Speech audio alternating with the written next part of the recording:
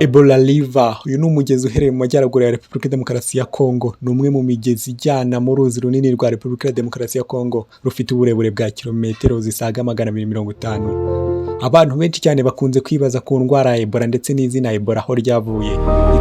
Ku izina ry'ikingabandi ryitwa Legibola, risobanura amazi y'umweru cyangwa amazi yihuta.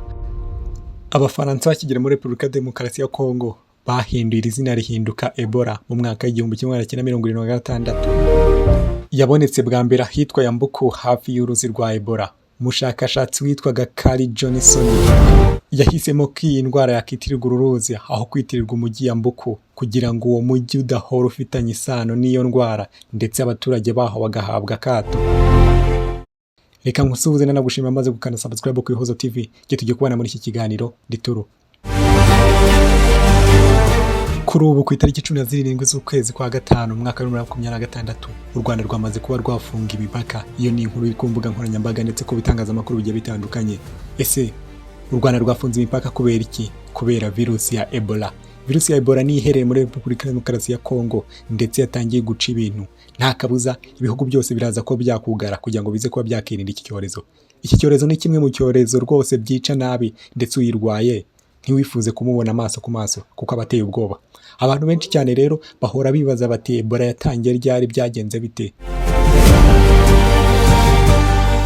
Icyorezo cya Ebola cyamenyekanye bwa mbere mu mwaka w'1976, cyabanje kugaragara cyarimwe mu bihugu bibiri byo muri Afurika. Sudani ubu yamaze gucikamo ibice, yahindutse Sudani y'Epfo, Demokarasi ya Repubulika ya Demokarasi ya Kongo, ahahoze hitwa Zaire. Izina Ebola ryaturutse ku mugezi witwa Ebola River wegereye aho icyo cyorezo cyatangiriye bwa mbere muri Repubulika ya Demokarasi ya Kongo. Abantu benshi cyane bapfuye muri icyo gihe kuko indwara yari nshya kandi uburyo bwo cyangwa kwikumira butaramenyekana neza. Ibimenyetso bya Ebola ni umuriro mwinshi, kuruka no gucibwamo, kubabara umubiri, kuva amaraso mu kanwa, mu mazuru ndetse n'ahandi hose hari utwenge.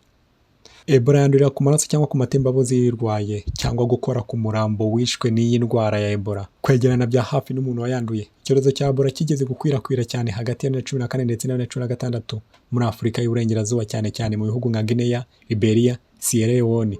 Cyahitanye abantu benshi ibihumbi n'ibihumbi. Muri Repubulika ya Demokarasi ya Kongo indwara ya Ebola imaze kwica abantu benshi cyane kuva yatangira 1976. Mu byorezo byose byabaye muri Repubulika ya Demokarasi ya Kongo habarurwa abantu barenga ibihumbi 500 bishwe nayo. Icyorezo cyahitanye benshi kurusha ibindi ni icyabaye hagati ya 2018 ndetse na 2020 mu ntara ya Nord Kivu na Ituri, honyine kikica abantu barenga ibihumbi 287. Nanone muri 2025 habaye ikindi cyorezo muri Kasai cyahitanye abantu barenga 45. Muri uku kwezi kwa Gicurasi na 2026 hari indi Ebola nshya iri kuvuga muri Ituri, aho abantu barenga 80 bamaze gupfa nk'uko OMS yabitangaje. Bivuze ko muri Repubulika ya Demokarasi ya Kongo ari cyo gihugu cyahuye na Ebola kenshi kurusha ibindi byose muri Afurika. Nk'uko natangiye mbikubwira, Ebola ryakomotse ku izina ry'ikingabandi rigisobanura Legibola, bisobanura amazi y'umweru cyangwa amazi yihuta. Abafaransa bakigera muri Repubulika ya Demokarasi ya Kongo, umugezi witwaga Legibola birangira bawuhinduye bawugira Ebola. Mu mwaka w'1976 indwara ya Ebola yadutse, nibwo umushakashatsi Johnson yaje kuvuga ati nta kabuza, ntago iyi ndwara dushobora kuba twajya kuyishakira irindi zina riturutse kure, reka tuyite Ebola. Nk'uko umugezi n'ubundi abantu benshi cyane ariho iyo ndwara ya mbere yagaragaye, ndetse ari naho abantu benshi cyane baguye, Legibola. Ariko akenshi cyane nkunze kwibaza ikibazo kimwe nti gute ibyorezo byinshi cyane bikunze kugaragaza ku migezi imwe n'imwe nka Hanta virus, nayo ni umugezi Hanta River uherereye muri Korea y'Epfo. Abantu benshi cyane rero namwe icyo gisubizo turi kumwe twese tuzakicare tugishakishe tumenye impamvu akenshi cyane ko bavuga ko hafi 150. Ibi ni ibita bikwereka ko kujya muri Central Africa ari ibintu byoroshye, kuko Central Africa naho ni hamwe mu bakoresha ururimi rw'ikingabandi. N'ubundi urumva ni igice kimwe, abaturage bahuje ururimi, akenshi cyane barahahirana. Ese ko abaturage muri Central Africa bahahirana n'abo muri Repubulika ya Demokarasi ya Kongo ndetse bakaba bavuga n'ururimi rumwe, iyi Ebola yaje gusimbuka ikajya muri Sudani, byagenze bite? Ibyo ngibyo ni ikindi kizamini. Reka tuzicarana nacyo tugishakira igisubizo, kuko nacyo kirasa nk'aho ari amayobera menshi cyane. Iyi ndwara ya Ebola yaraje irasimbuka igera mu bihugu nka Guinea, Liberia, Sierra Leone. Nk'uko babivuga abantu benshi cyane bavuga ko iyi Ebola ishobora kuba ikomoka ku ducuramwa, abandi bakavuga ko ari ku nkende, ingagi, shimpanze ndetse n'izindi nyamaswa zigiye zitandukanye. Bakubwira ko izi nyamaswa zose nkubwiye ndetse n'izindi ntavuze, izo zose zishobora kuba zirengana, ahubwo agacurama ariko kabiri inyuma, ndetse agacurama gashobora gukerakeranya iyi virusi ya Ebola imyaka n'imyaka, ndetse rimwe na rimwe kakayipfana. Abantu benshi cyane bakibaza impamvu agacurama kagenda na virusi imeze itya igera ku muntu ikamusya itanzitse, ariko ko kakayigendana imyaka n'imyaka. Buriya agacurama impamvu katicwa n'izi virusi ni uko ubwako gafite ubumara burenze izi virusi.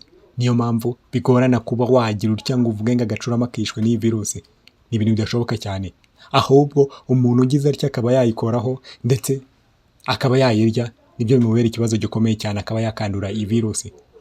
Abantu benshi cyane buriya bafata agacurama bakavuga bati ese nta Banyarwanda banyarwandakazi rero nasoza ngira nti ntaba ari njye ukizana cyangwa ari ukizana, kuko iki cyorezo ni kibi cyane, aho kigeze kirararika. Abantu benshi cyane rero bakunze kuba bavuga bati twebwe dushobora kuba dukorera muri Repubulika Demokarasi ya Kongo, tukaba ariho duhigira ubuzima bwacu bwa buri munsi. Niba hafunze rero tuzajya tureba izindi nzira z'amagendo dushobora kuba twaca, ndetse tugire dutya tugere muri Repubulika Demokarasi ya Kongo, dukomeze bizinesi yacu dukore, n'ibijya bigera nimugoroba wenda twongere dutahe duciye za nzira z'amagendo. Nagira ngo nkubwire ko uyu munsi ushobora kugenda ntukizane, ariko ejo wagenda ugasanga uhuye nacyo ndetse urakizanye gihereye mu muryango wawe, wenda wowe ukagira utya ukabona uragikize, ndetse abandi bo mu muryango wawe ugasanga kirabatwaye, nyamara ni wowe ukizanye. Igihe cyose rero wazahora wicuza ndetse uvuga ati byanze bikunze ni njye wirimburiye umuryango wanjye, kandi urumva n'abandi cyabageraho.